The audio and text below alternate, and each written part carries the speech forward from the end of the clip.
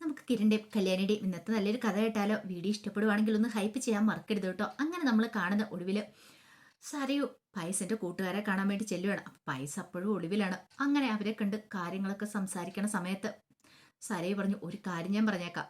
അവനോട് ആ കിരണിന്റെ മുന്നിലെങ്ങാൻ ചെന്ന് ചാടിയേക്കല്ലെന്ന് പറയണം. ചാടിയിട്ടുണ്ടെങ്കിൽ പിന്നെ അവന്റെ എല്ലും മുള്ളും പോലും ബാക്കി കിട്ടത്തില്ല.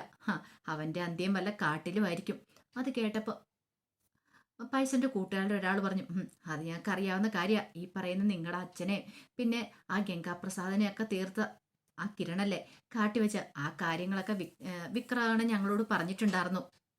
കുറച്ച് കാര്യങ്ങളൊക്കെ ഞങ്ങൾക്ക് അറിയായിരുന്നു പറഞ്ഞു. അതുകൊണ്ട് ആ, അവൻ എന്താണെങ്കിലും പൈസ എന്താണെങ്കിലും ഇറങ്ങി വരാൻ പോകുന്നില്ല. അവൻ എവിടെ എന്താന്ന് പോലും ഞങ്ങൾക്ക് അറിയില്ല. അപ്പോഴേക്ക് സരയു കുറച്ച് പൈസയും കൂടി കൊടുക്കുകയാണ്.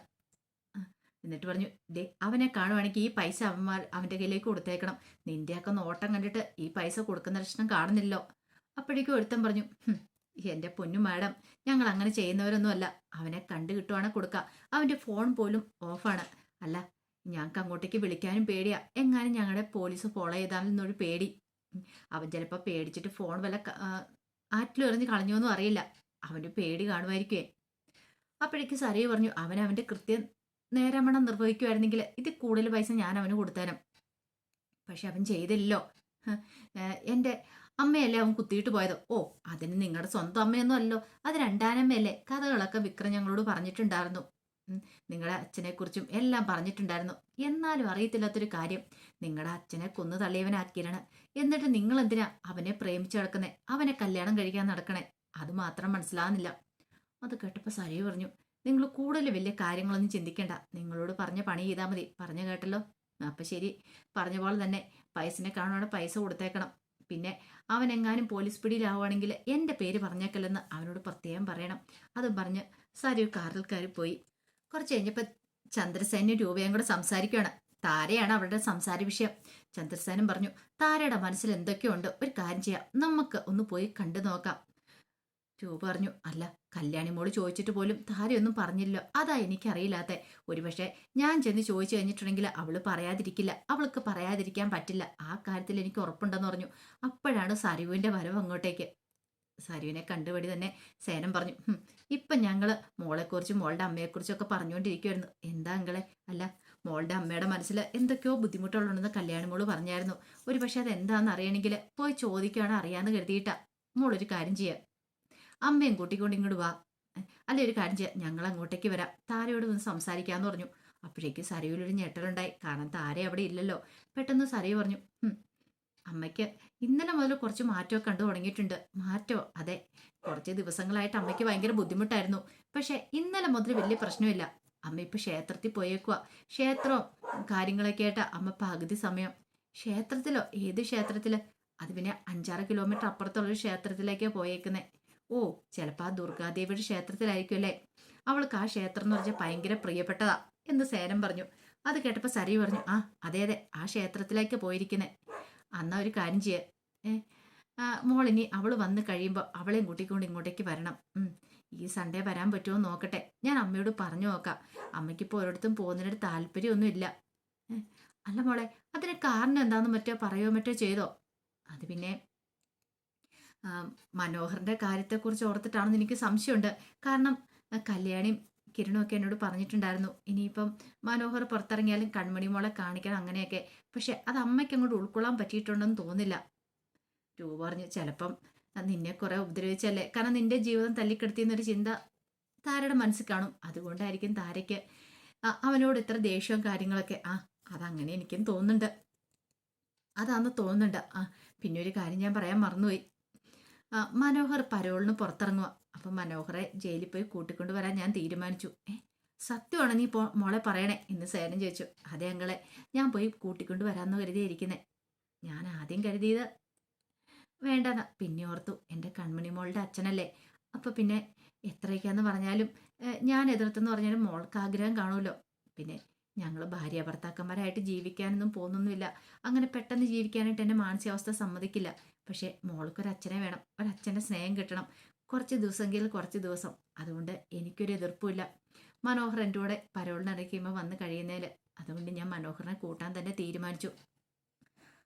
അത് കേട്ടപ്പോൾ സേനൊക്കെ സന്തോഷമായി. അപ്പോഴാണ് യാമിനിയുടെ വരവ്. യാമിനിയെ കണ്ടു കഴിഞ്ഞപ്പോൾ സരയു പറഞ്ഞു, ചേച്ചീനെ കൂടെ കാണാൻ വേണ്ടിയിട്ടാണ് ഞാൻ ഇങ്ങോട്ടേക്ക് വന്നേ.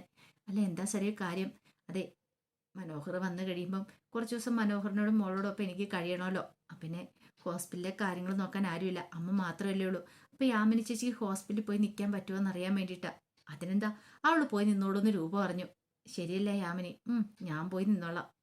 ഒത്തിരി നന്ദിയുണ്ട്.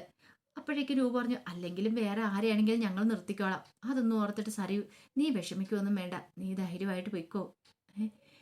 ശാരിയുടെ കാര്യങ്ങൾ ഞങ്ങൾ നോക്കിക്കോളാം.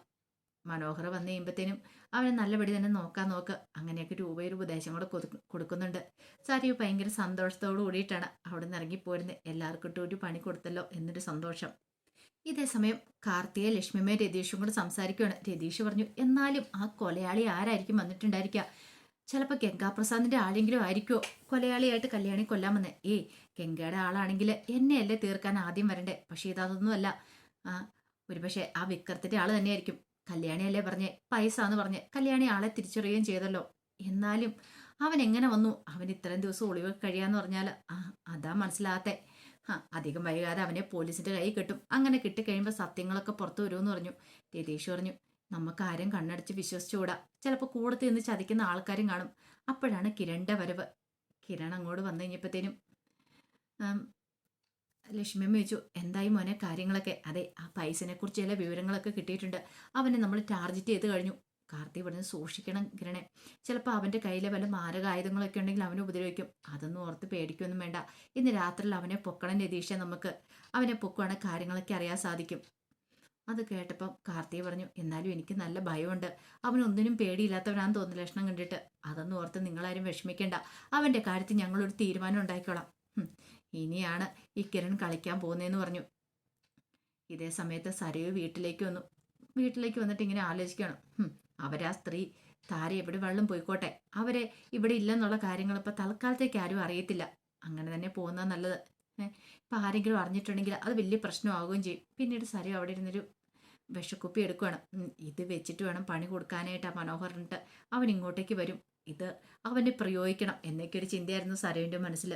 കുറച്ച് കഴിഞ്ഞപ്പം പ്രകാശിന്റെ അടുത്തേക്ക് മനോഹർ വന്നു. എന്നിട്ട് പറഞ്ഞു, അതെ ഇന്ന് ഞാൻ പരോളിന് ഇറങ്ങുവാന്ന് പറഞ്ഞു. അത് കേട്ട് കഴിഞ്ഞപ്പോൾ പ്രകാശൻ പറഞ്ഞു, എനിക്ക് സന്തോഷമുള്ളൊരു കാര്യമാണ് നീ പുറത്തിറങ്ങുന്നേ. അപ്പോഴേക്കും മനോഹർ പറഞ്ഞു, അതെ അങ്കിളിനും എത്രയും പെട്ടെന്ന് തന്നെ ഇവിടുന്ന് പുറത്തിറങ്ങാൻ സാധിക്കും. നിന്റെ നാവ് പൊന്നാവട്ടെ. മുമ്പ് എനിക്ക് ആഗ്രഹമില്ലായിരുന്നു, പക്ഷെ ഇപ്പം എനിക്ക് എൻ്റെ പെൺമക്കളോടൊപ്പം താമസിക്കാനായിട്ട് ആഗ്രഹമുണ്ടെന്ന് പറഞ്ഞു. പിന്നെ കാര്യമുണ്ട്, പുറത്തുപോയി നന്നായിട്ട് കുറച്ച് ദിവസം ഉള്ളെങ്കിലും നന്നായിട്ട് അടിച്ചു പൊളിച്ച് ജീവിച്ചിട്ട് വാ. ഇപ്പം നിനക്ക് നിന്റെ മോളെ കാണാൻ പറ്റുമല്ലോ. അതുകൊണ്ട് നിനക്ക് സമാധാനം ഉണ്ടല്ലോ. സരയുവിനോ നിന്നോടുള്ള ദേഷ്യങ്ങളൊക്കെ മാറിയല്ലോ. അത് തന്നെ ഒരു സമാധാനമായിട്ട് എനിക്ക് തോന്നണേ. അത് കേട്ടതും മനോഹർ പറഞ്ഞു, അത് ശരിയാ അങ്കിളെ. അതുകൊണ്ട് ഈ തവണ പോകുമ്പോൾ എനിക്കൊരു ത്രില്ലുണ്ട്. കാരണം എൻ്റെ മോളോടൊപ്പം കഴിയാലോ. എന്തൊക്കെ വന്നാലും എൻ്റെ മോളെ ഒന്ന് കാണാൻ പോലും പറ്റുമെന്ന് ഞാൻ വിചാരിച്ചല്ല. അങ്ങനെ ഒരു സാഹചര്യത്തിലാണ് എൻ്റെ മോളോടൊപ്പം കഴിയാനായിട്ട് എനിക്കൊരു അവസരം കിട്ടുന്നത്. എങ്കിൽ ശരി, നീ പോയിട്ട് സന്തോഷത്തോടെ വരാൻ പറഞ്ഞു. അങ്ങനെ അവൻ അങ്ങോട്ട് പോയി കഴിഞ്ഞപ്പോഴത്തേനും പ്രകാശൻ സഹതാടോട് പറഞ്ഞു, കണ്ടില്ലേ, അവൻ നല്ലൊരു പ്രവൃത്തി ചെയ്തു. ആ ഗംഗാപ്രസാദ് എന്ന് പറയുന്ന ദുഷ്ടനെ ഇല്ലാതാക്കി. അതുകൊണ്ട് എന്താ, അവൻ അതിൻ്റെ പ്രയോജനം ഉണ്ടാകുക തന്നെ ചെയ്യും. അവൻ്റെ മോളോടൊപ്പം അവന് കഴിയാനായിട്ടൊരു അവസരം കിട്ടിയില്ലേ. മക്കളാന്ന് പറഞ്ഞിട്ട് കാര്യമില്ല, അടിച്ചു വളർത്തണം. എങ്കിലോ വലുതായി കഴിയുമ്പോൾ നമ്മളെയൊക്കെ നോക്കത്തുള്ളൂ, നമ്മളോട് ഒരു ഇത്തിരി സ്നേഹവും കാര്യങ്ങളൊക്കെ കാണത്തുള്ളൂ. ഞാൻ എൻ്റെ മകനെ വളർത്തിയതുപോലെ ആരും മക്കളെ വളർത്തല്. അങ്ങനെ വളർത്തിയിട്ടുണ്ടെങ്കിൽ അവസാനം ഇതുപോലെയൊക്കെ ഇരിക്കും എന്നൊക്കെ പ്രകാശന് അവരോട് പറയണം. പിന്നീട് കുറെ സമയം കഴിഞ്ഞപ്പോഴത്തേനും സരയു മനോഹറിനെ കൂട്ടാനായിട്ട് വന്നു. മനോഹർ പുറത്തേക്ക് ഇറക്കിയുമ്പോൾ സരയുവിനെ കണ്ടു. മനോഹറിന് ഭയങ്കര സന്തോഷമായി. മനോഹർ എന്നിട്ട് പറഞ്ഞ്, ഞാനിതൊരിക്കലും പ്രതീക്ഷിച്ചിട്ടില്ല നീ ഇങ്ങോട്ടേക്ക് വരുമെന്ന്. അത് പിന്നെ എനിക്കിപ്പം നിന്നോട് ദേഷ്യമൊന്നുമില്ല മനോഹറെ. മനോഹർ പറഞ്ഞു, ഇനിയിപ്പം നീ എന്നെ കൊന്നാലും കുഴപ്പമില്ല, എനിക്ക് എൻ്റെ മോളെ ഒന്ന് കാണാൻ പറ്റുമല്ലോ, അതിനകത്ത് എനിക്ക് സന്തോഷമുള്ളൂ.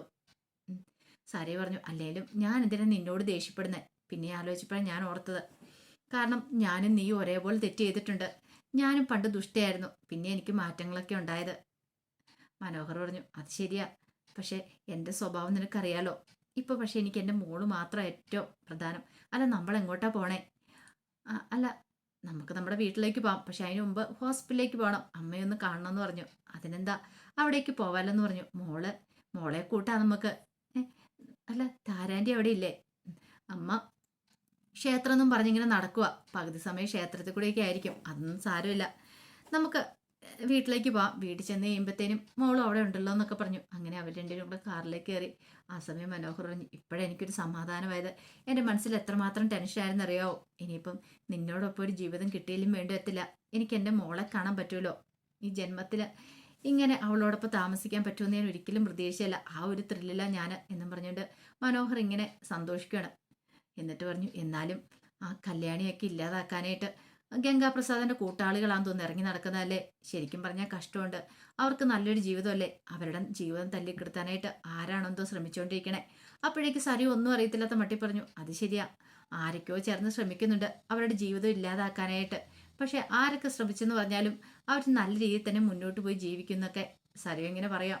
പക്ഷെ സരുവിന്റെ മനസ്സ് വേറെ ഒന്നായിരുന്നു. ആ കല്യാണി ഇല്ലാതാക്കിയിട്ട് കിരണിന്റെ ജീവിതത്തിലേക്ക് ഞാൻ കയറി പോടാ, നിന്റെ കാര്യത്തിൽ ഞാനൊരു തീരുമാനം ഉണ്ടാക്കിയിട്ടെന്നൊക്കെ സരു ഇങ്ങനെ മനസ്സിൽ പറഞ്ഞു. അപ്പോൾ അതിൻ്റെ കഥകളൊക്കെയാണ് നമ്മളിന്ന് കാണുന്നത്. ഇതിൻ്റെ ബാക്കി വിശേഷങ്ങളുമായിട്ട് വൈകുന്നേരത്തെ പ്രമോയി വരാട്ടോ. ഒരിക്കൽ കൂടി എല്ലാവർക്കും ശുഭദിനം നേർന്നുകൊണ്ട് നിർത്തുന്നു.